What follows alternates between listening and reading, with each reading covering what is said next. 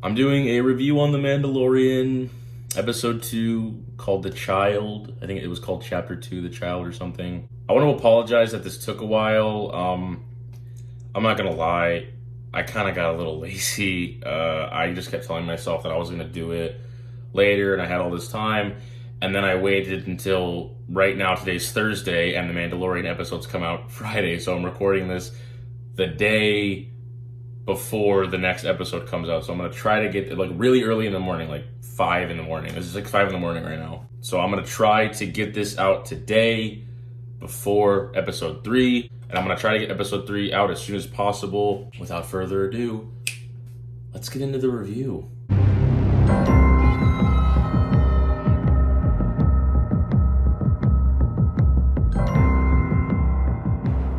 I'm gonna say right off the bat, this episode does some things better than the first episode. Like, the CGI is, at least from what I noticed, was a lot better. From what I remember, the CGI was better. I wrote it down, so I'm assuming it's better. Also, there was more of that orange guy. I don't really know his name, but I liked him in the last episode. I guess the only complaint I have with this episode is I wish it was longer because it was shorter than episode 1. This was only like 30, 35. The episodes are way too short, and I wish they were longer. Anyway, yeah, so again, I've heard a lot of people say this, and I completely agree.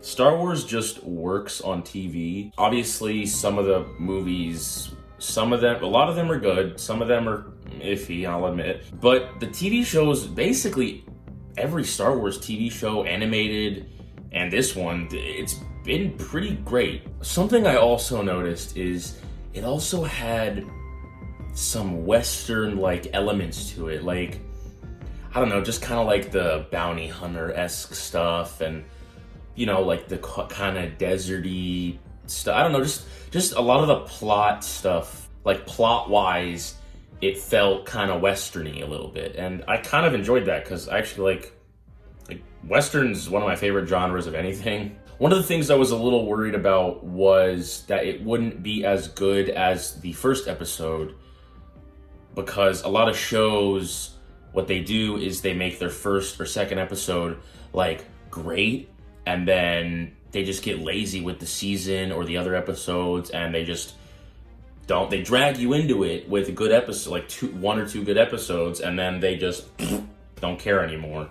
And so far that hasn't happened, and I'm not really super worried anymore that it's gonna. Like, I don't think it's going to. I think they really care about this project, and I'm happy they do, because I love it. The episode was more, it wasn't as dark, it was more lit up, and you could see stuff, mainly because the Mandalorian was like outside for most of the time, so there wasn't a whole lot of dark scenes, and even the darker scenes were well lit, which makes me wonder, why was the first episode so dark? Like, I guess it fit the tone, but it was somewhat hard to see stuff in the first episode.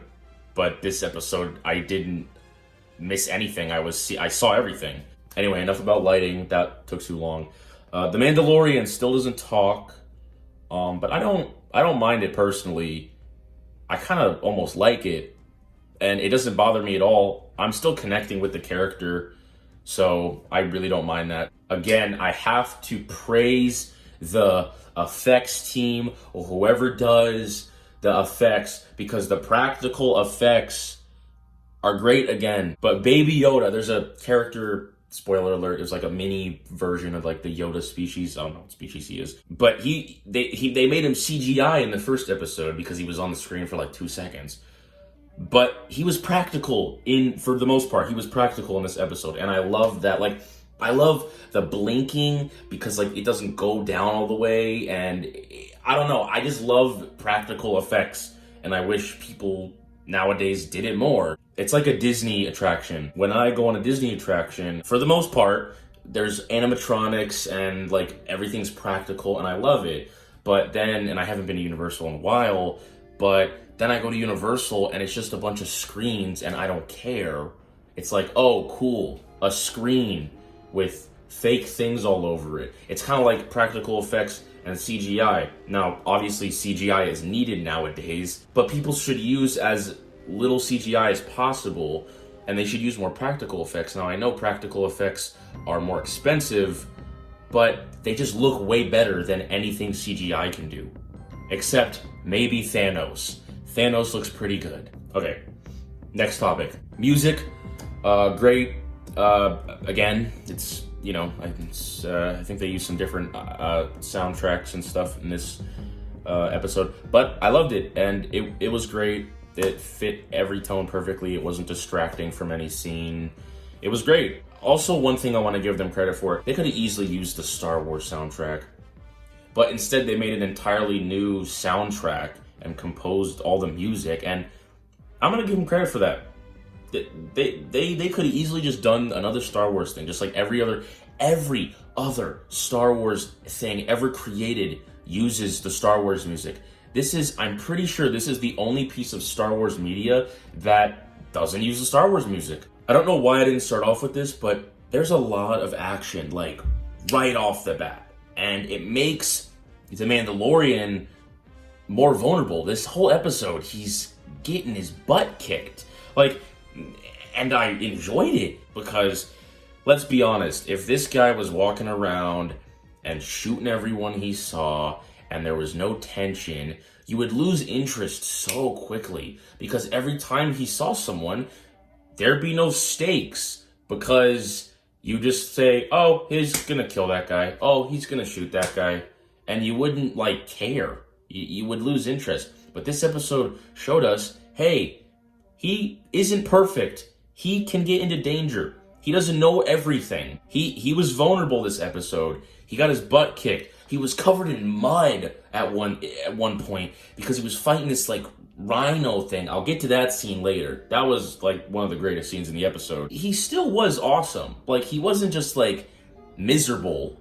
He was getting his butt kicked, but he was also kicking butt too. Again, about the stakes. The stakes do get raised about when the Jawas salvage the ship, because the episode starts like he has Baby Yoda in the little crib, floating crib thing, and he's like walking with him, and people come out of the thing, like come out of the cave thing or whatever. They were in like a canyon, and they just like jump out of it, and they start attacking him because they have a little bounty tracker for Baby Yoda, and the Mandalorian kills all them. Spoiler alert.